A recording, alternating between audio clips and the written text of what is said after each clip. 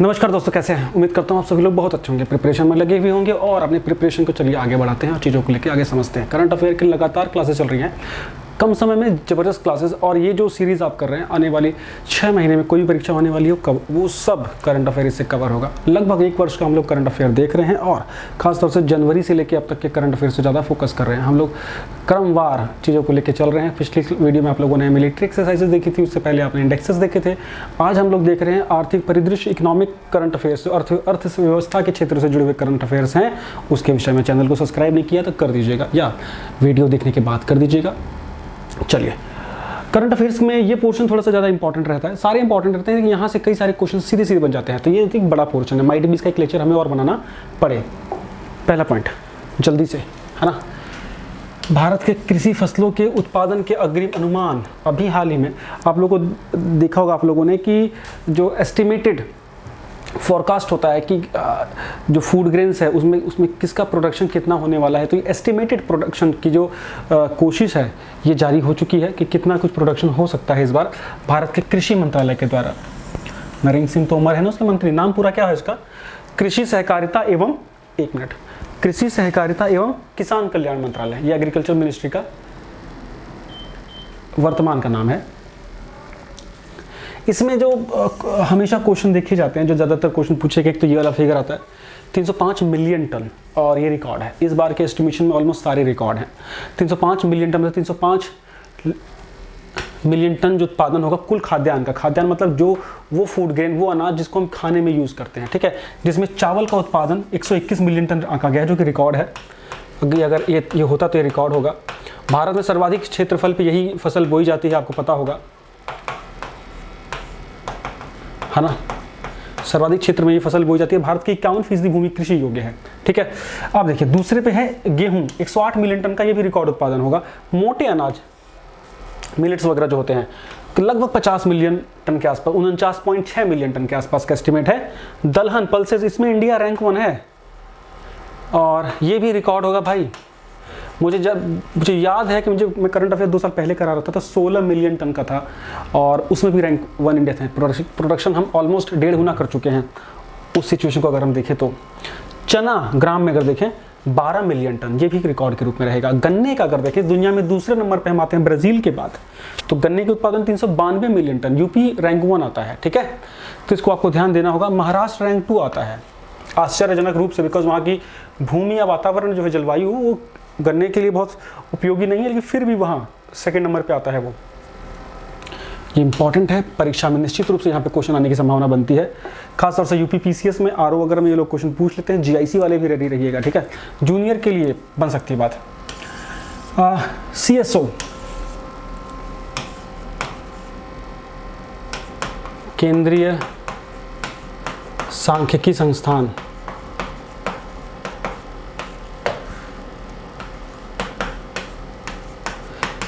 CSO जो है, इसके द्वारा भारत की आय के आंकड़े बताए गए हैं एस्टिमेटेड इस वर्ष के लिए। इसमें लेकिन मैंने बहुत ज़्यादा कुछ ऐसे क्वेश्चन नहीं देखे जो कि परीक्षा में ज़्यादातर पूछे जा रहे हैं, इसलिए मैंने इसको छोटा रखा है। इसमें मुख्य रूप से भारत की जो ग्रोथ है उसके ऊपर मैंने बात की है, उसका संकुचन है, कंप्रेस रहेगी 7.3 तक, माइनस, तो मतलब -7.3 की ग्रोथ एस्टिमेट की है। किसने? सीएसओ ने। भारत सरकार के अधीन ये मंत्रालय आता है, ठीक है, वित्त मंत्रालय के अधीन में ही है, तो 7.3 का कंप्रेशन बता रहे हैं। पहले आपको याद होगा पिछले वर्ष ये 23% के आसपास हमारी जीडीपी कॉन्ट्रैक्ट हुई थी, इस बार लगभग 7.3 तक है, तो हम लोग पॉजिटिव ट्रेंड की ओर हैं। हमारी जो जीडीपी जो करंट मार्केट प्राइस वैल्यू पे है वो करीब 197 लाख करोड़ के आसपास रह सकती है। पर कैपिटल इनकम जो है हमारी 86,559 के आसपास रहेगी, जो कि शायद थोड़ी सी घटी है, 96,000 के आसपास थी। मैं बता दूँ ये एस्टिमेटेड है, ठीक है, इससे लेकिन हमें आइडिया देखना होगा। हमें जीडीपी ग्रोथ के आंकड़े कई इंस्टीट्यूशन के याद रखने, एक तो सीएसओ का, एक आईएमएफ का, एक वर्ल्ड बैंक का, अंकटाड का, खासतौर से आईएमएफ और वर्ल्ड बैंक का खासतौर से पेपर में निकल के आता है question. Next point, FDI, foreign direct investment. FDI प्राप्तकर्ता देशों में, मतलब कि जो विदेश से जो इंस्टीट्यूशन के रूप में जो विदेश में धन आता है, उसमें भारत की रैंकिंग कितनी है इस बार? 64 बिलियन डॉलर का एफडीआई इंडिया में आया है, विदेशी निवेश, है ना। प्रत्यक्ष विदेशी निवेश, प्रत्यक्ष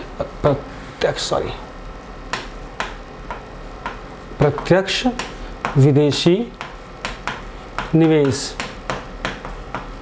ये कितना आया है? करीब $64 बिलियन 11 जून का डेटा के अनुसार।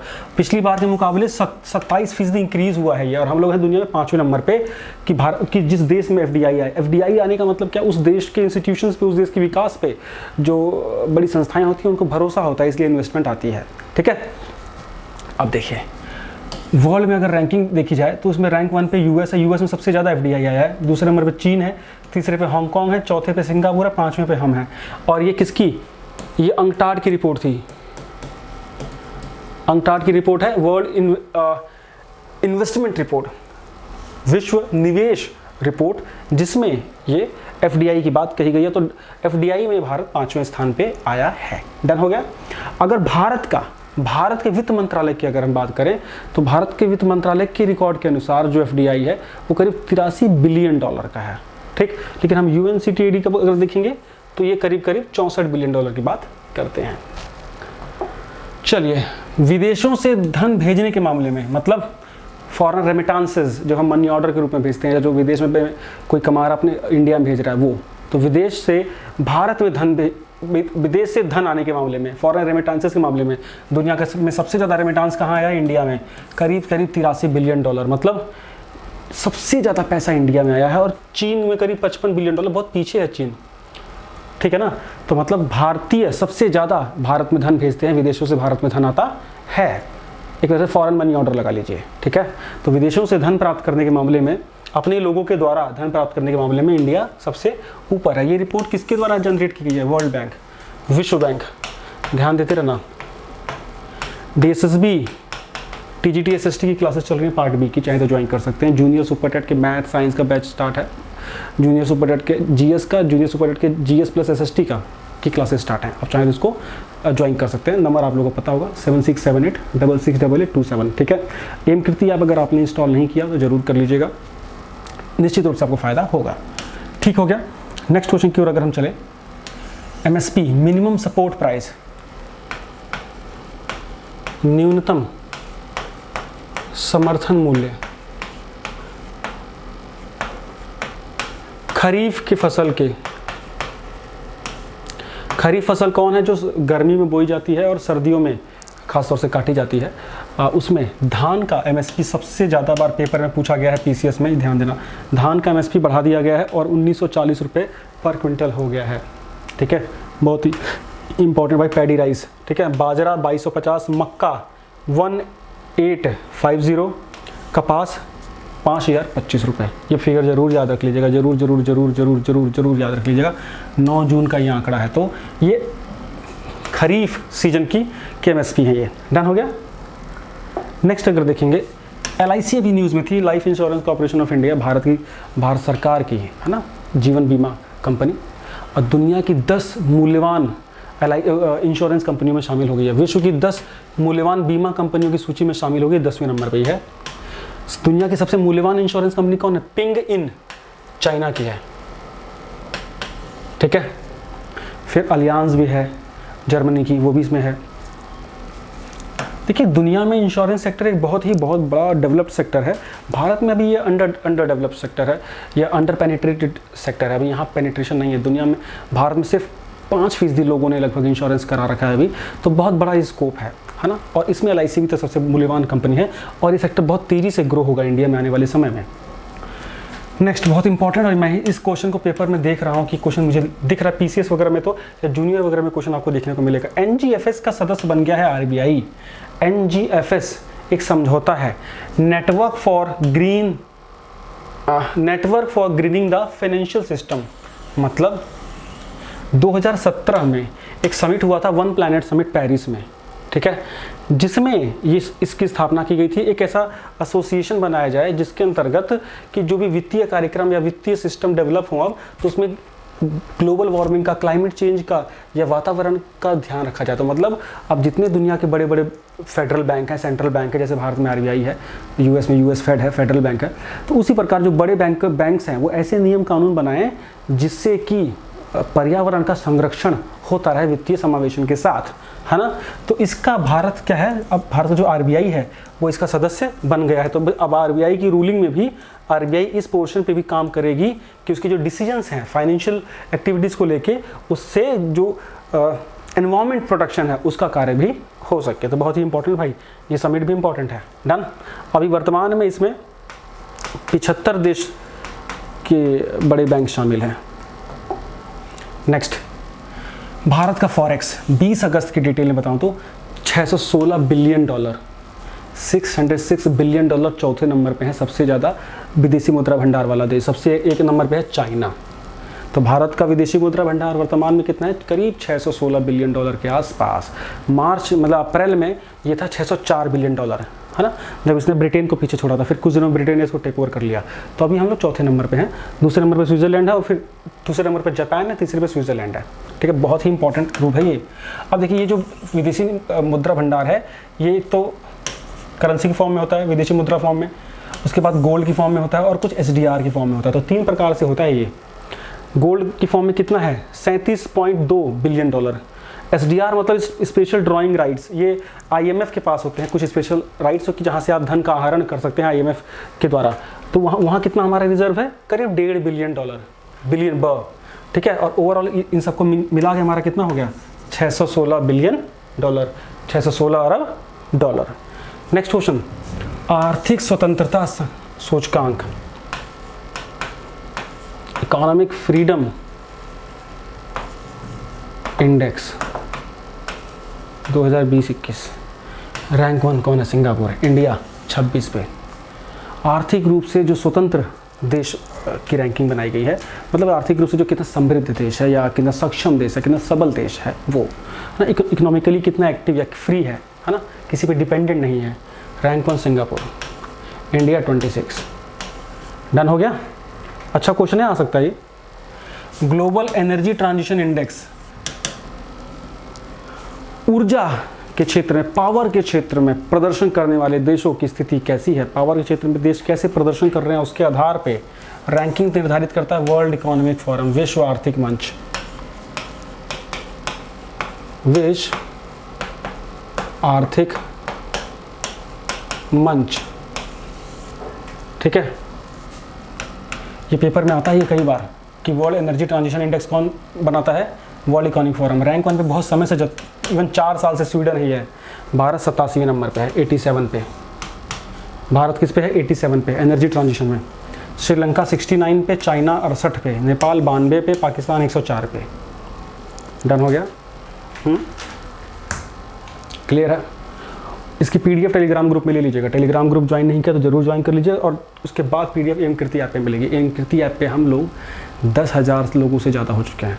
बहुत बहुत धन्यवाद आप लोगों का, बिकॉज मैंने कभी इसको प्रमोट नहीं किया, सिंपली इसे आप लोगों से आग्रह किया है और इसको देखते देखते 10,000 से अधिक लोगों ने इंस्टॉल कर लिया। Thank you. Next, nano liquid urea, भाई ये पेपर में आने जा रहा है। नैनो लिक्विड मतलब तरल यूरिया डेवलप की गई है। नैनो लिक्विड यूरिया डेवलप किया गया है इंडिया के द्वारा। इफ्को, है ना, भारत का जो फर्टिलाइजर्स की कंपनी है, खाद कंपनी है, India farmers fertilisers limited, IFFCO जो है, फूलपुर में भी इसका ऑफिस है। और ये लिक्विड फॉर्म में बहुत सस्ते दर पे 240 रुपये की बोतल है, ये भारत ने शुरू किया है इफ्को ने। तो बहुत ही इंपॉर्टेंट है भाई। World first nano liquid urea, दुनिया की पहली नैनो लिक्विड यूरिया है। डन है।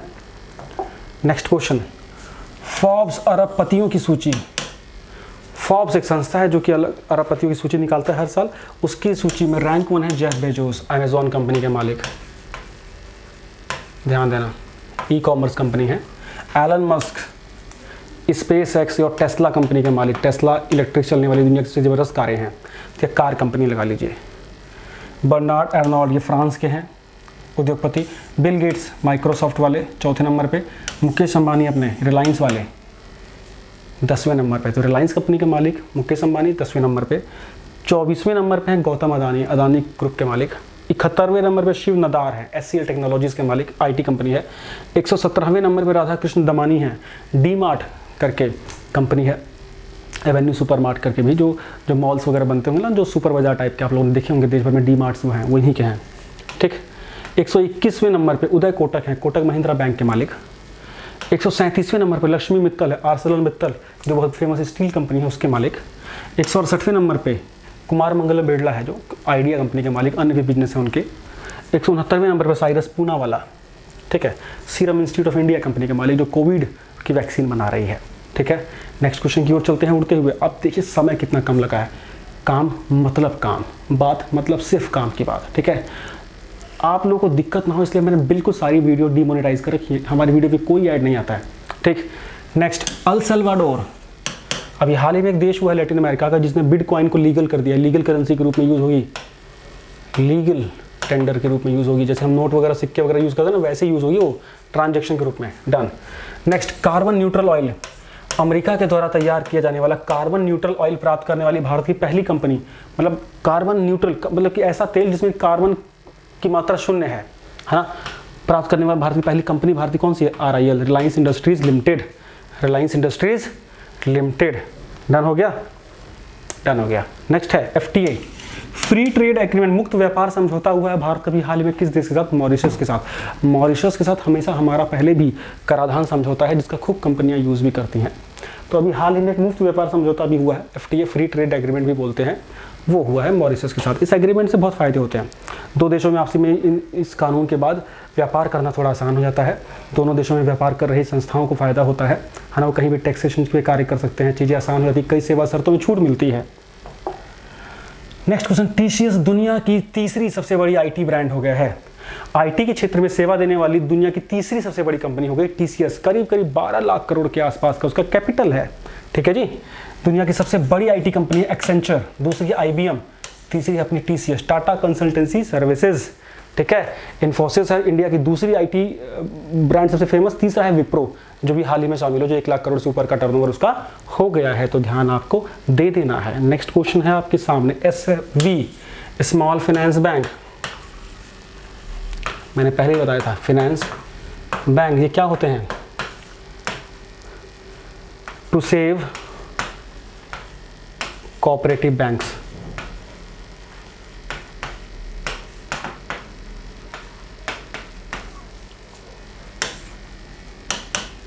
जो सहकारी बैंक आप लोगों ने देखे थे डूब रहे थे, PMC बैंक या एक शिवालिक बैंक को समस्या हो गई थी उत्तर प्रदेश को, ऐसे बैंकों को बचाने के लिए ये स्मॉल फाइनेंस बैंक शामिल हुए जो लोन देंगे ताकि वो किसी तरह उभर पाएँ। और इन्होंने अपना सबसे पहला लोन दिया शिवालिक बैंक को, शिवालिक सहकारी बैंक को, जो कि उत्तर प्रदेश का है, ध्यान देना।